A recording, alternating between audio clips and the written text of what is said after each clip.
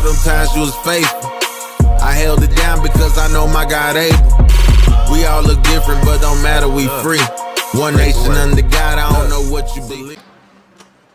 Hey, yo, what's up, everybody? You got Dopey right here on the Dialogue, man. We popped out real late. It's about 9:30 right now, man. What is it? Yeah, 9:30. Wow. We got Jay Little in the building, man. On this episode, man, we got the paperwork. We coming out the woodworks with the mass incarceration that's going on in Elkhart right now. We're talking about the Wolverines. People say that it's a hoax, but it's really real. Man, we're talking about the project that's going on in the community, the mass incarceration this right here is the it's the exoneration project combined between the University of Chicago and the University of Notre Dame. And the case that I'm holding in my hand here is one for Iris Siebold, to which Steve Rizzuto committed suicide over because he framed Iris and put her in jail for 17 years. And this case is 285 pages that I've got in my hand here. Wow. And it's the biggest, one of the people that works for the Exoneration Project, when I was handed this by them, told me that it was one of the biggest briefs that they had ever seen. And upon reading it, I was angry, pissed off, saddened, and a whole bunch of other emotional things. Yeah. And as a white person, it really makes me mad when I have to go lecture our mayor about racism, and he can't understand what the Wolverines are, and the fact that there was a saying back in the 60s or back in the 50s in the South. Segregation today, segregation tomorrow, segregation forever. And that's what led to what today is known as Jim Crow and some other stuff like that. Right. And the whole thing with, on a political spectrum, every time I see these people that are anti-abortionalists, unless they're Catholics, I think of one person in particular. I think of a guy by the name of Jerry Falwell, who at one point was a segregationalist, and when Roe versus Wade came to be, he changed and from being a segregationalist to being an anti-abortion person. And so I watch all these people now on that particular thing, and so when I see stuff like that, I have to wonder, even though Iris Siebold was a white woman, most of the people that have been caught up in Rizzuto and the Wolverines, of which we had two police chiefs, Dale Filson, I think is his name, and the other one was the one during the Nice administration, Ed Winbigler, were both members of the Wolverines. Okay. That's crazy that you're saying basically every mayor that we've had has been under the Wolverines. You got the paperwork for it right now. Can you tell the people exactly what is the Exoneration Project? What is it? Why did it come to be? What is it? I'm not totally sure what it is. It's a national organization, and different colleges do it. Okay. And the law firm of Lovey and Lovey in Chicago and Elliot Slosser Elliot, I guess, decided to do it, and he's one of the biggest Lovey and Lovey is one of the biggest civil rights law firms in the Midwest, and they're based in Chicago. And so when they decided to start the Exoneration Project, they did it at both the University of Chicago, and then they did it out here at Notre Dame. Right. And they search cases basically in yeah. People who are wrongfully incarcerated. Yeah. And so what they do is they have students that are going through law school at those two respective universities go through and help gather information. They have investigators that they go pay to go get information, and they have some very top-notch investigators that have themselves been police officers over time in different parts of the United States. So this wrongful conviction society. They're basically working in Elkhart too as well. Yeah, and the last case that the Exoneration Project got a judgment for, which was for Andy Royer. 20 years ago, Andrew Royer, a man then in his early 20s, but with the reported mental acuity of a 12-year-old, confessed to killing a 94-year-old woman. The confession came after a 4-hour police interrogation. Royer later said he thought the only way he would get out of that room would be to tell police what they wanted to hear. Royer's conviction was overturned in 2021, and last week he settled with the city of Elkhart to the tune of nearly $12 million. One of the investigators told me that they thought that that case was going to be the biggest case that had ever been in the United States. And they thought that the payout was going to be somewhere between $40 and $50 million. Wow. It only passed for $11 million, which I'm really sad because... How long did he do? He was 17 years. And by Indiana state law, he should get $500,000 a year for that, at least. And the fact is that he was hurt. He was hurt, and I think part of his brainstem was crushed, and so he was very functional when he was younger. But then he had that accident, and he had the mentality of maybe about a 7-year-old. And Rizzuto, who was the officer who did all the questioning. What? Rizzuto, and to me, I cannot figure out how they could have hired police officers like that. And this whole thing with this stuff with this, Rod, there are still awards that those police officers that were part of the Wolverines and other racist groups within the city of Elkhart are still hanging up down at the police station. What? And people should not be happy with our mayor or with any mayor and with any person on the city council until those things are not just taken out and thrown away. I want them publicly burned because I want to know that they've been destroyed. I don't want to know that somebody came because, like in this brief, they talk very clearly about there being members of the Klan on the Elkhart Police Department being involved with that. Wow. And we're gonna get into that paperwork here in a second too. I mean, and that's just some of the stuff that you should know. The other thing is with this is that there's some underworld connections with this as well. All right, this is something that Jay Little wants to say that somebody like nobody knows about. But on top of that, we're gonna get back to the medals on the wall from the racist cops. We're going to get back to this case with, what's her name? Iris Seibold. Iris Seibold, and why the Elkhart Police Department officer Rizzuto committed suicide. It's a whole case right here. We're going to get back into that. But go ahead. Well, let's talk about a couple things that I think are real important. I already mentioned the Ku Klux Klan, the KKK. Yeah, I like to read this. Okay. In this county, most people don't know this, but south of here, they used to make a lot of tea, and they used it to shoot shells from a battleship. Okay? I don't quite know but I looked it up, and there's a thing called tea powder that they used to use. Okay? Mm-hmm. And so anyway, when they were done making this tea, they'd convert their stills, and they'd make corn mash whiskey. Yeah. This was back in the day? Yeah, like during Prohibition and afterwards. What? Yeah. Oh, and so anyway, this town too, Elkhart history. Al Capone set up a thing for all the mobsters that got whacked in Chicago for their wives, a bereavement thing to come out here to Elkhart. And so this town has mafia and mob roots. So this thing with the police department, it involves the Klan, the mob, and the mafia. And sometimes I cannot figure out how they could be in bed together because the Klan hates Catholics, and most of those people are Catholics. What?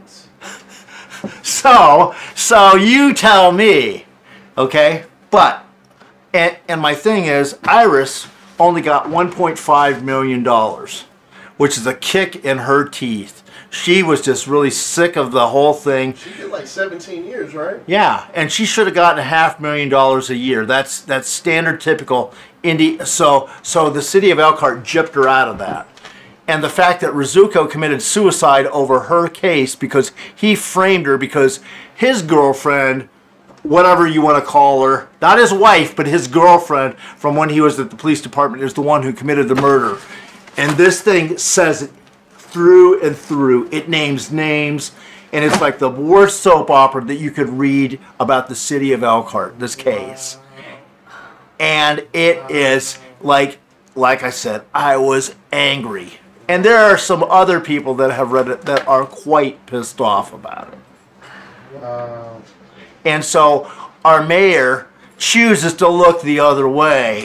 And like I said, who am I as a white guy to have to go talk to a black man that's 10 years my senior and talk to him about racist, and he tries racism and racist people still in his police department, and he sweeps it under the rug. Like the culture's still there. Yeah, the culture is still there. The culture has not changed. Right, it definitely hasn't. I'll tell you that much. And just because all the cops know who Arvis is, and Arvis can skate if he gets pulled over. Mm-hmm. They both can, bro. Yeah. But the rest of us can't skate like that. Yeah, no, we can't. Right. And Arvis even said one time, I even heard him say this, and it made me madder than hell at Arvis. That he had the tenacity to say, well, they all know who I am, so... And I wanted to smack Arvis because that's the most... I mean, Arvis is like... That's stupid for Arvis to say that. Arvis has forgotten all the stuff that he had. Yeah, he may have the privilege now, but he didn't used to have that privilege. He did. And for everybody that doesn't have that. Yeah, and for his attitude, for him to be so cavalier about it, no, that's bullshit. Right. That is total bullshit. So when's the last time that the Exoneration Project even looked into? They're working. When's the last? Matter of fact, when's the last mayor? What year was the last mayor that looked into cases or prison reform? None of them have ever looked at it. It doesn't matter if they're Democrat or Republican. It didn't stop in like 1999 with the last. I mean, that's what I read. No. Iris went to jail in I think 2003 or 2004, something like that, is when she went to jail. It was talking about the mayors in there too. And it was it was talking about Perrin and Dave Miller and some of the other stuff like that. And it's Bruce Davidson, who went to jail on federal bank robbing charges, who was a member of the Wolverines, and was also head of the FOP for a while. Wow. He tried to write a letter from jail saying that it was a figment of people's imagination and wrote this to one of the local TV stations, which it's not. It's not true. Yeah. And so this is the kind of stuff that has been going on. And my question is, and when I decided I was going to run in 2019, I meant the evening that we could go file the paperwork with Elkhart County to be on the ballot for the 4th district here. Yeah. And I couldn't even get the words out of my mouth. And Rod had to say, Jay, are you trying to ask me if I'm owned by anybody? And I said, yeah, I am. And at the time he said, well, no, I'm not. But, you know, since 2020, it just looks like more and more. Rod, sorry, but somebody owns you, and I want to know who it is. Woo! Oh, whoa! Bombshells! Bombs! Dang, Jay Little! We got Jay Little on the dialogue, man. For real. It's GOD Films and Visuals. Wow. Jay Little, man, it was so good meeting you. Like, this information is crazy. You know, we can exchange some information. Yeah. You can send me some screenshots, whatever, and I can post them up. Yeah. What you were talking on. Yeah. But closing statements, man. You got anything to say? You know, like, look at this document here and this document. Anything? No. I think the thing is that the thing that I'd like to say out of anything that I can say about any experiences I've had in this town is there have been so many people that have tried to tell me that I don't know what the hell I'm talking about. You're crazy. You're so far out there. Yeah. And one time over at Sports Time, this farmer that I used to work for once in a while, help bale hay for, and Dwight Fish was there, and Dwight was trying to act like I didn't know anything. And Kurt, who we had been baling hay that day, Kurt said, you know, Jay may not know where all the bodies are buried, but he has the phone numbers and the contact information for the people that do, Dwight. And Kurt told him that.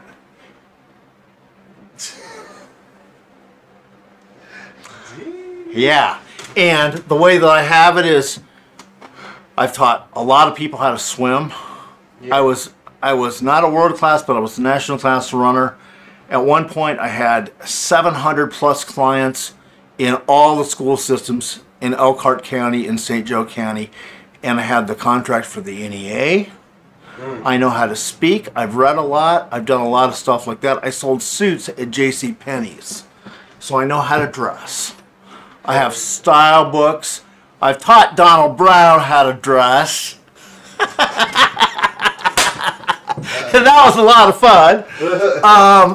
And I tried to teach Aaron Mishler, but Aaron Mishler, he wanted to go buy those cheap, nasty-looking suits like what Tim Wesco wears, like those nasty Towncraft things. With a Wu-Tang shirt underneath.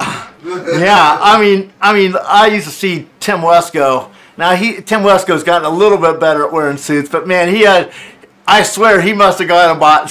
He must have gone to the dumpster at JCPenney to get the Tagcraft suits because they were cheap looking on him. Oh my God, they were cheap looking. Man, that's crazy. Basically, what you're saying, man, to wrap this all up with the Exoneration Project. Yeah. And what was her name again? Iris Seibold. Iris Seibold and Steve Zuka was the investigative officer. And people need to really pay attention to these things because the way that they treat us in the judicial system and how they try to bring us pleas without the proper due process and how they're locking us up just at an exponential rate still out here on the south side, man, you really need to pay attention to this. You really need to read your laws.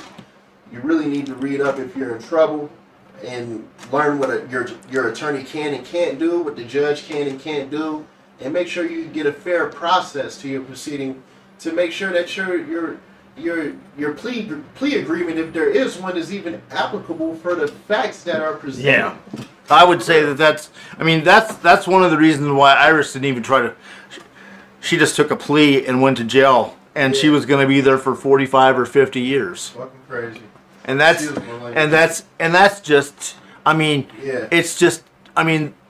So far, the stuff that I've seen with the Exoneration Project, right now, the city of Elkhart, I'll leave you with this thought. With regard to the Exoneration Project, the city of Elkhart has, between defending itself from paying out judgments and from the judgment that it actually will have to pay, the number will be north of $250 million. Now, if we think about that in the 2024 budget, that is the city's budget that was approved last year by the council for this year. The city's budget is about $115 million. So that means 2 years of city budget for all the crap. And the Exoneration Project is fighting more and more and more as this stuff comes out. Well, let's not even start on the contaminated well water. And we could talk about stuff like that, but that's more money that's going to get shelled out anyway. So where's the money going is the question. You know, and my question is to Rod. Rod, why don't you take down the crap that's down there and tell the FOP, look, you guys have got to go get self-insured because we're not going to carry the city's not going to carry this anymore. And let the police officers' wives rule the roost and say, honey, you better not do that. Because a wife is a whole lot more mean than a mayor could ever be. Jay Little, man. Dialogue, man. Got Jogi Films, man. I appreciate you, man. No problem. For real. Much love. Much love for sure.